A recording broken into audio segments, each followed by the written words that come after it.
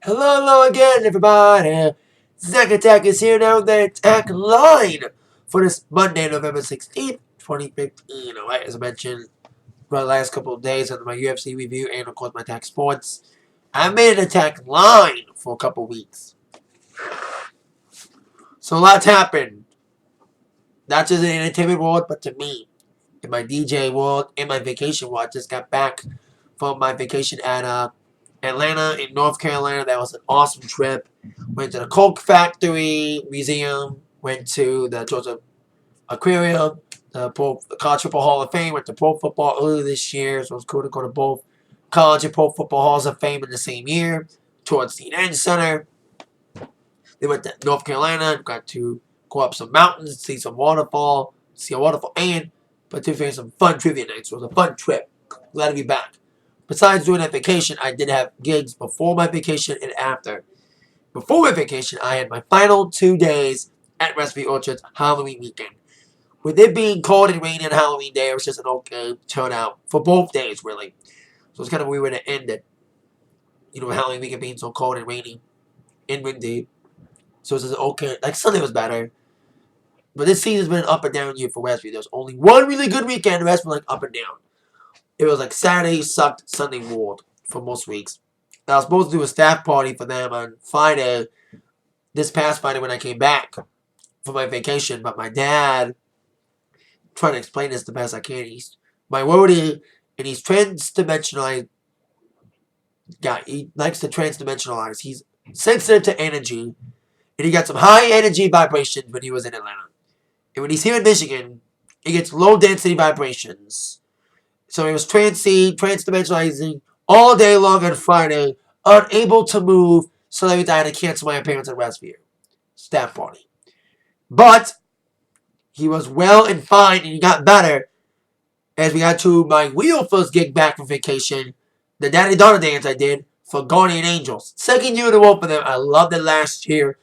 This year they had to move locations, though. They were at Bishop Foley Catholic High School because their Guardian Angels gym was under construction, so they moved it to a field house next to Bishop Foley. And I love this one. I think it was probably better than last year. I love the theme, too. It was super dads and super girls. So, like, people dressed up like superheroes. Mostly the DC universe more than Marvel. There was only a few people dressed up like Captain America, and one guy rocked the Thor outfit. But lots of DC universe. Lots of Superman and Batman. Batman costumes and Batman shirts and Superman shirts and costumes. Even people dressing like dads dressing like Clark Kent. And it was a fun event. Great way to come back after 13 days away from DJing. It was a great way to come back. Great gig to return to. A lot of fun with the girls and dads having an awesome time with the cha-cha slide, cotton, gang on the line dances, especially Nene. God, I love Nene. And anything Taylor Swift. And a great finale with the dads doing a slow dance to Sweet Caroline. The dads doing the bop, bop, bop. They were singing almost as loud as the girls were for any Taylor Swift song, Cheerleader, and Uptown Funk. So it was a fun night on Saturday, and a great way to come back after gigs. So, before my vacation and before those gigs, I saw Luke Bryan on Halloween night. That's another thing. Halloween Eve. That's another thing I did. Since I've been gone from making attack lines. I saw Luke Bryan on his final night of the Kick the Dust Up tour at Ford Field, and it was a hell of a night. The sound mixing was so much better than AC/DC's sound. It was not as noisy or muddled. Although Dustin Lynch, his sound mix was rough, but it got better as the night went on. Despite his sound mix being muddled, Dustin Lynch was good. He was my least favorite looking for because I know less of his songs. But it was good with great renditions of Cowboys and Angels and Where It's At and One Hell of a Night, which it was. Randy Houser was my other favorite. He killed it, man. He was absolutely fantastic, delivering awesome versions of some of my favorites like Boots On was the first song. I was getting mush and going to the bathroom, so I missed the lights going down for Randy. I heard the first notes of Boots On. Like, shit, I gotta get there before it starts. And I got there as soon as it started, back to my seat to jam out the Boots On. As well as How Country Feels, Running on the Moonlight, and Good Like Kiss. He did a countryfied cover of Sam Smith's Stay With Me, which he could release as a single today and be a country hit. And then the stadium shows of most of Luke's tour have featured Florida Georgia Line and Thomas Rhett. They were both not there because of their commitment to faster horses. And boy, did Luke get a good replacement for them both. Only one guy needed to replace two acts. Doug Bentley, who killed. Even with Russ, he hadn't been on tour in a month. He just got off his tour about a month ago. The Sound of Summer, he killed it. With also this was all his great songs like 5150, I Hold On, Am I the Only One. He opened up with Sideways, which I love. And of course, the preliminary ending, I'm getting drunk on a plane. I got a koozie that says that. The crowd went nuts for Drunk on a Plane. And Luke Bryan killed it. He came out swinging. The first song's boom, kick the dust out. All my friends say, roller coaster. Go down the line of the hits. But then it had a little bit of a slowdown after a great cover of Sugar with both Randy Houser and Dustin Lynch. In the Doug Bentley to do a song that Doug didn't do in his set, got a lot of leaving left to do. A lot of slow songs in the later half. The crowd was already tired after a 4-hour night. So by the time we got to the really good songs, like I Don't Want This Night to End, Someone Else Calling You Baby, Rain's a Good Thing, and of course the last two songs, That's My Kind of Night, Riding a Chevy in Ford Field, interesting, and Country Girl Shaking For Me, and the crowd was already tired out. The slow songs didn't help. The pacing was kind of rough. He did win Entertainer of the Year, but I think Golf's show was better. Because Golf had a better pacing. Didn't have 3 slow songs in a row like Luke did. Especially a song nobody knew. Hunting, Eating and Loving Every Day. A new song. The only album cut that he did from his new album, Kill the Lights. Of course, he did Strip It Down that got a lot of people going. But I was doing those first 3 slow songs in a row. But nitpicks for me. Still a fun hell of a night of country music. Country pop, hip hop. What do you want to call it? With Luke Bryan and friends. Terrific. Great way to start out my vacation after that. So there you go. Now on to the #1 movie. Now, for the last 2 weeks, the #1 movie has been Spectre, the James Bond film. Reigned supreme last week with $70 million. And this week it did well with no competition, $33 million. And the Peanuts movie did well too. They did well with $24 million this week, while last week losing to Spectre $44 million. Not bad though. But Spectre will be kicked off next week. Hunger Games! Mockingjay Part 2 comes out Friday. So expect a huge debut. The box office in October was weak. It ended with Martian being back in #1. That's how bad October was for the box office. But now with Spectre making $70 million, a lot of hope for the box office, especially with Hunger Games coming out Friday. So there you go.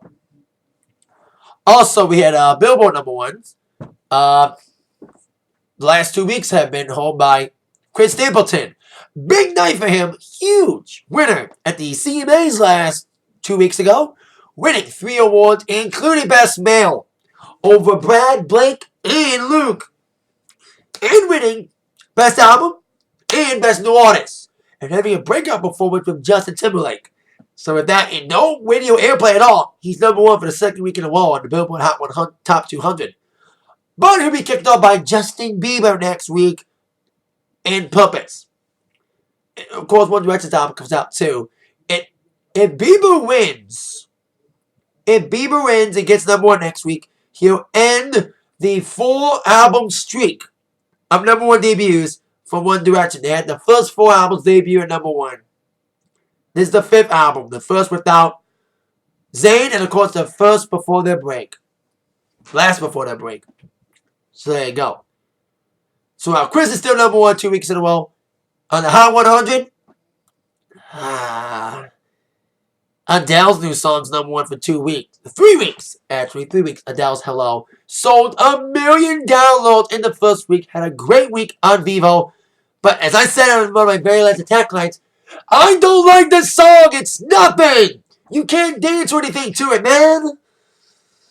It's like, I even heard a snippet of a new song for a commercial of Adele on 60 Minutes Australia. We're getting there. At least this new song, When We Were Young, has a beat to it. Unlike this song. I don't think When We Were Young was a single, but there was a snippet like I said on a teaser for 60 Minutes Australia, but we're still a long ways from a Rumor Has It or a Rolling in the Deep type song. Or even Set Fire to the Rain. And if I want to play Hello, I'm getting a dance remix. I gotta look for a dance remix. Bad of Hello. So there you go. Billboard #1 with Stills for Chris Stapleton and Adele. So there you go. Now, of course, one of the most horrific news articles of the entire weekend in the world of everything, not just entertainment, but everything. The horrific tragedy, the terrorist attacks in Paris, France. I don't know much about politics. I'm not a politics guy, so I don't want to delve into it. I don't want to say dumb things that I don't know about when it comes to ISIS and all that stuff. But no matter the cause, no matter whether or not it was maybe a inside job or whatever, that's the only statement I'll make that I may be wrong on. But no matter what it is still a sad occasion when people's lives are lost. Especially when it was at a rock concert. Most of it was taking place at a death metal concert, Eagles of Death Metal. It's side project of Josh Homme, lead singer of Queens of the Stone Age. So continued prayers go out to Paris. There was a hashtag on the weekend, social media world. So they go very sad to hear that. And of course, because of the Paris attacks, it of course affected the entertainment world. A lot of artists were touring Europe at the time. Most of them canceled their tours. Foo Fighters canceled the rest of their European tour. Marilyn Manson, Deftones, and Papa Roach were all slated to perform in Paris. They canceled. Prince had scheduled to go on a European tour. He's postponed it. And of course, the biggest postponement coming out of this Paris attack, U2 was scheduled to perform a concert in Paris on Saturday night to televise on HBO. That's been postponed. The broadcast as well. HBO will air a U2 concert eventually. They had signed a contract. They aired a documentary a week ago, and it was going to culminate with this concert. So, Bottles said it's sad to see the first real attack on music, because this attack happened during a concert. And U2 vows return to Paris when they get a chance. And when they do, it'll probably be emotional. They were one of the very first acts to perform at MSG after 9/11. It was an emotional, powerful night. And you can only imagine what's going to happen with U2 when they get back to Paris, and especially if it airs on TV, it'll be huge. Well, some artists canceled shows, some artists didn't. Bieber went on with a scheduled show in LA, and Madonna went on with a show in Sweden on Saturday night, with at least acknowledging the Paris tragedies. Saying, why are we here singing and dancing when people are crying over the losses? And pulled out in a miraculous, tremendous acoustic version like a prayer. I saw it on the internet. So, and of course, the cancellations and postponement and changes are not just affecting Europe. They're affecting here as well, especially on TV. Whenever there's a horrific tragedy, TV networks, I've seen this a lot, TV networks like to withhold episodes that are too sensitive to recent events and postpone them for another week. That's the case with 2 episodes of NCIS and Supergirl. They have been moved to other days. There will be new episodes this week, but different new episodes than the ones that were slated to air this week, not replaced by reruns. Also, a lot of tightened security at sporting events over the weekend, and of course the Hunger Games premiere tonight will include no red carpet interviews. So the world reacts to the Paris terrorist attack with cancellations, postponements, and changes to TV and red carpets all around the world. So, once again, peace and love to all in France. Peace and love. Now on to some more positive news. We'll get back to we do have some sad news coming up again. You have the balance. So, sad and happy. It's been 10 years since there's been a U.S. headlining tour from the Dixie Chicks. They went on their Accusations and Accidents tour for their Taking the Long Way album back in 2006. Since then, they've done limited touring. Some tour dates with the Eagles in 2010 and some European dates over the last couple years. They're going on a European tour next year, but what the hell? Let's go on a U.S. tour. As today, they announced their 2016 U.S. dates. Like I said, the first U.S. tour in 10 years, proper headlining. The tour will kick off mostly amphitheaters in Cincinnati, Ohio on June the 1st. They will be in Detroit on June the 4th at Pine Knob. Of course, a bunch of it to the South. Hopefully they won't get canceled like the last time they toured the South. They got canceled because country music radio was still blacklisting them. I think it's time for Dixie Chicks comeback. I play them. You know, it's been 15 years. Get over it, man. It's been 12 years since that statement. And country music still hasn't gotten over it. Still don't want to play Dixie Chicks on the radio. I play them at Westview. I play Wide Open Spaces. If people can pull a comeback, so can the Dixie Chicks. They were on the top of their game until that comeback got them a lot of hate. You know? Unfortunately, Natalie was true. The truth hurts, man. With Bush and the war in Iraq. And back then we were like, oh my God, she's wrong. Now it's like, oh, she was right. Bush was an asshole. George W. I went to a good president. Going back to my Atlanta trip, I did go to the Jimmy Carter Museum. A good president.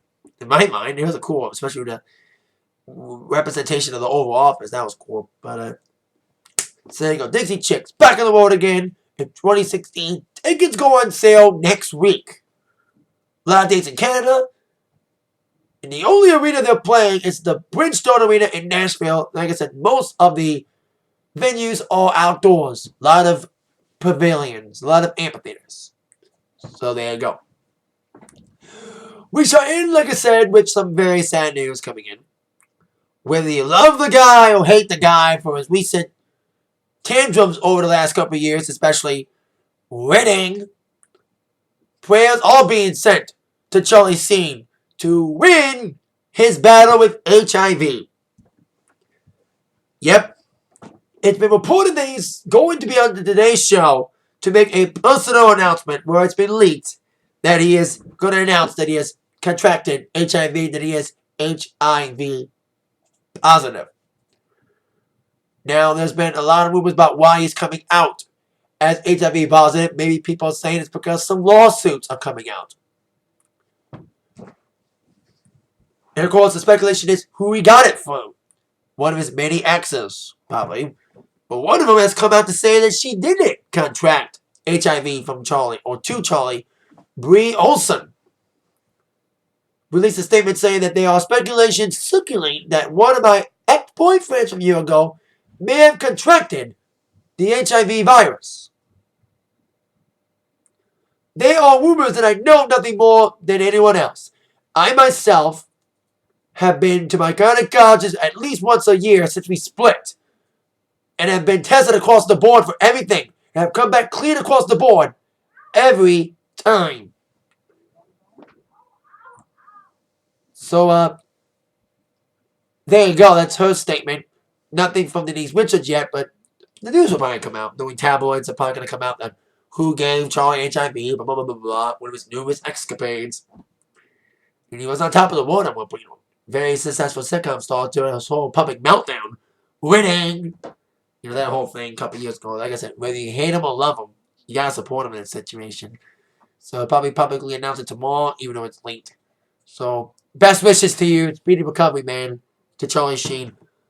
Keep on winning this battle, man. I had to do it. So, here's to you. That is it for the Atakline for today. Thank you very much for watching. With that in mind, you've been attacked by the news from Zach. Hey, it's gotta be lengthy in this video because I haven't been Atakline in a couple of weeks. So, thank you. See ya. Yeah.